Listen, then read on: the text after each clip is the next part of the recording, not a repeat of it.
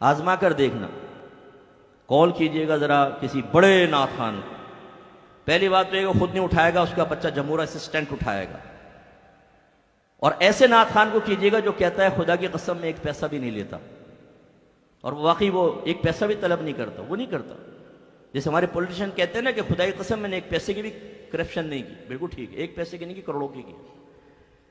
تو یہ بھی ایسے ہوتے ہیں کہ میں کبھی ایک پائی طلب نہیں کرتا ہوں۔ ہاں آپ نہیں کرتے، جو بچہ جمہورہ بٹھایا ہوا ہے فون کے پیچھے وہ کرتا ہے۔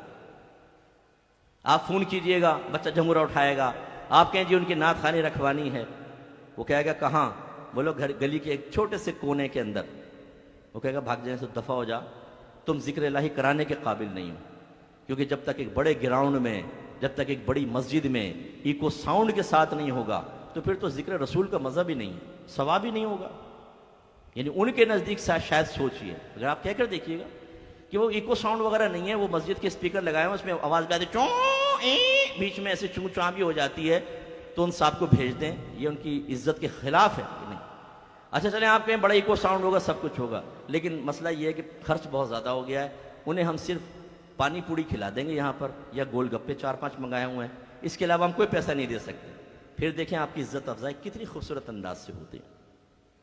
میں نے ایک نعت خان کو فون کیا، اس کے اسسٹنٹ نے اٹھایا، میں نے شو نہیں کیا اپنے آپ کو، میں نے کہا کہ فلاں ہیں، آپ کو کیا کام ہے؟ بڑا روڈلی اس نے پوچھا۔ میں نے کہا وہ ذرا نعت خوانی رکھوانی تو اس کے لیے بات کرنی۔ ہاں مجھ سے آپ بات کریں، بولیں۔ میں نے کہا کیا وہ کچھ پیسے وغیرہ لیں گے؟ آپ کو نہیں پتہ ہے کہ نعت خان کی کوئی آپ کو اہمیت کا نہیں پتہ، اس کی عظمت کا اندازہ نہیں ہے آپ کو، کیا اس کی خدمت کرنی چاہیے کیا نہیں؟ میں نے کہا بھائی مجھے تو نہیں پتہ، میں یہ معرفت تامہ حاصل نہیں ہے مجھے اس سلسلے میں۔ کہنے لگا آپ ہیں کون یہ بتائیں۔ میں نے کہا بھائی مجھے مفتی محمد اکمل کہتے ہیں۔ ایک دم پھڑک گیا، مفتی صاحب معذرت چاہتا، میں نے آپ کو پہچانا نہیں تھا۔ اس کا مطلب ہے کہ اگر تم پہچان لیتے تمہارا لہجہ کچھ اور ہوتا، تم نے نہیں پہچانا، کوئی عام آدمی ہوتا تو تم اس کی عزت اتار کے ہاتھ پہ رکھ دیتے۔ تم سوداگر ہو یا نبی کریم صلی اللہ علیہ وسلم کی شان بیان کرنے والے ہو؟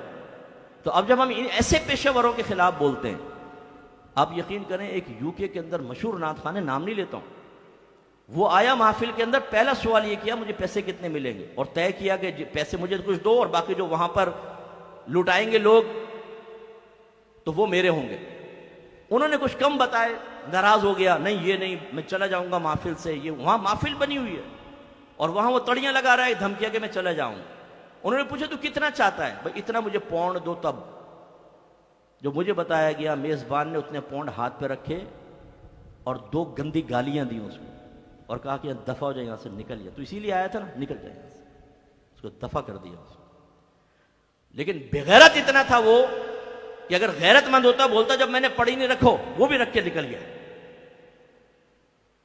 یہ آپ کے مسلک کو تباہ کرنے والے لوگ ہیں، ان کا کام ہی ہوگا آپ کے پاس آ کے سیدھا آپ کو جنت تک پہنچائیں گے۔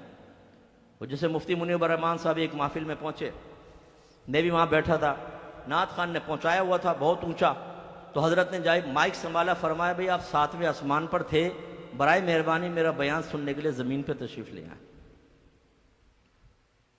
لیکن آپ یہ دیکھیں یہ آپ ہی لوگ ہیں کہ اگر درس قرآن درس حدیث کے لیے مسجد میں بلایا جائے تو 10 آدمی بیٹھے گا، لیکن یہ پیشہ ور نعت خان آ جائیں تو پوری مسجد آپ بھر دیں گے۔ یہ حوصلہ افزائی کرنے والے بھی تو آپ لوگ ہیں نا۔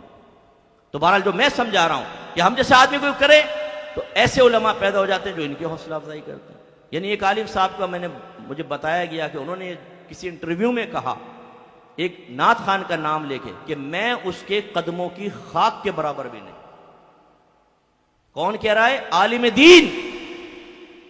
اور جس وجہ سے انہوں نے ذکر کیا، خدا کی قسم وہ میں وجہ اس لیے نہیں بتا رہا ہوں کہ آپ کا ذہن فوراً وہاں تک چلا جائے گا، تو میں نہیں چاہتا ہوں کہ نام لے کے کسی کے مذمت کروں، لیکن میں آپ کو سمجھا رہا ہوں، غور کریں، یہ علماء کا کام ہے۔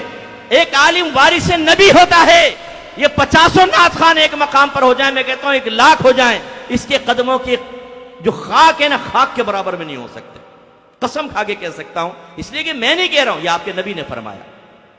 سرکار سے جب صحابہ کرام نے کویسچن کیا، یا رسول اللہ بنی اسرائیل میں 2 اشخاص تھے، ایک عابد تھا دن میں روزے رکھتا، رات کو اٹھ کے نمازیں پڑھتا تھا، اور دوسرا عالم دین تھا، صرف فرائض پورے کرتا اور پھر لوگوں کو دین سکھاتا تھا، ان میں افضل کون ہے؟ میرے آقا صلی اللہ علیہ وسلم نے فرمایا کہ اس عالم کو عابد پر ویسی ہی فضیلت حاصل ہے جیسے مجھے تمہارے کسی ادنا شخص پر فضیلت حاصل ہے۔ نعت خان زیادہ سے زیادہ عبادت گزار میں شامل کر لو اس کو، اس سے زیادہ کچھ بھی نہیں۔ اگر وہ جاہل ہے تو، عالم ہے تو الگ بات ہے۔ میرے ایک شاگرد ہیں مولانا امجد صاحب، مفتی امجد صاحب، ماشاءاللہ عالم بھی ہیں، مفتی بھی ہے، نعت خان بھی ہے، شرعی تقاضوں کے مطابق نعت پڑھتا ہے، میرا حسن ظن ہے، اور اپنا ادارہ بھی چلا رہے ہیں، عالم بنا رہے ہیں، مفتی بنا رہے ہیں، بہت اچھی بات ہے۔ یہ میں ان کی بات کر رہا ہوں جو ایسے ہی بس پیشہ ور قسم کے، تو عابد ہے زیادہ سے زیادہ۔ تو یہ سرکار نے فرمایا کہ میری اس عالم کی عابد پر فضیلت ایسی ہے جیسے میری تمہارے کسی ادنا پر، یہ تو ان کے قدموں کی خاک تک نہیں پہنچ سکتے۔ اور میرے بچوں، میں نعت خانوں کے خلاف نہیں ہوں، نعت خانے کے خلاف نہیں ہوں۔ اچھا بعمل نعت خان ہمارا سر کا تاج ہے، نعت خانی یہ تو ہمارے مسلک کی علامت بن چکی ہے، شعار بن چکا ہے۔ میں اس نعت خان کے خلاف ہوں جو پیشہ ور ہے، جو آپ کے مسلک کو بدنام کر رہا ہے۔ اور صرف اسی لیے میں ایک سوچ دے کر اپنے بیان کو آگے لے کے چلتا ہوں۔ میں نے پہلے بھی چیلنج کیا ہے، ایک دفعہ یہاں پھر چیلنج چھوڑ رہا ہوں، شاید کوئی ریکارڈنگ سن کر مجھے جواب دے دے۔ قرآن کی کوئی ایک آیت، کوئی ایک حدیث سے لے آؤ جس میں اللہ تعالیٰ یا اس کے رسول نے کسی نعت خان کی فضیلت بیان فرمائی، لے کر آؤ۔ اور آپ یہ کیوں نہیں سمجھتے کہ نعت خان کسے کہتے ہیں؟ کون ہوتا ہے نعت خان؟ بتاؤ، کون بتائے گا؟ نعت خان کون ہوتا ہے بھئی؟ نعت بیان کرنے والا نا۔ نعت کسے کہتے ہیں؟ نبی کریم کی تعریف کرنے والا۔ یہ نعت خان دو طرح کے ہوئے پھر تعریف کرنے والے، ایک وہ جو نظم میں پڑھتے ہیں جیسے ہمارے نعت خان پیشہ ور وغیرہ ہوتے ہیں، اور ایک وہ جو نثر کے اندر پڑھتے ہیں، جیسے آپ کو کتاب پڑھ رہے ہوں فضائل مصطفیٰ پر پڑھ رہے ہیں، تو وہ نعت تو نہیں لکھی ہوئی بظاہر، یعنی شعر تو نہیں ہے نا، وہ نثر ہے، تحریر ہے، اور اگر وہ آپ کے سامنے بیان کر رہا ہے تو وہ بھی ایک نعت خان ہے، نعت بیان کر رہا ہے۔ اب میں آپ سے پوچھتا ہوں، بتاؤ اگر آپ نعت خان سے اس لیے عقیدت رکھتے ہیں کہ وہ نبی کریم صلی اللہ علیہ وسلم کی نعت بیان کرتا ہے، یہی وجہ عقیدت ہے، تو میں آپ سے پوچھتا ہوں یہ بتائیں کہ نظم میں نعت پڑھنے والا افضل ہوگا یا نثر میں نعت پڑھنے والا افضل ہوگا یا نعت بیان کرنے والا افضل ہوگا؟ کیوں؟ اس لیے کہ اللہ تبارک و تعالی نے قرآن میں اپنے حبیب کی نعت بیان کی کہ نہیں کی؟ اور وہ نظم شعر ہے؟ نہیں، وہ نثر ہے۔ خود نبی کریم صلی اللہ علیہ وسلم نے اپنی شان بیان فرمائی، اپنی خود نعت بیان فرمائی۔ حدیث مبارکہ شعر ہے؟ نہیں، وہ نثر ہے۔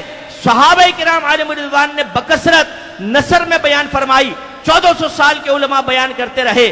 اگر ایک نعت کی وجہ سے آپ کسی کو فضیلت دیتے ہیں، تب بھی میں کہتا ہوں ایک عالم دین ان پیشہ ور تمام نعت خانوں سے افضل اور اعلیٰ ہے۔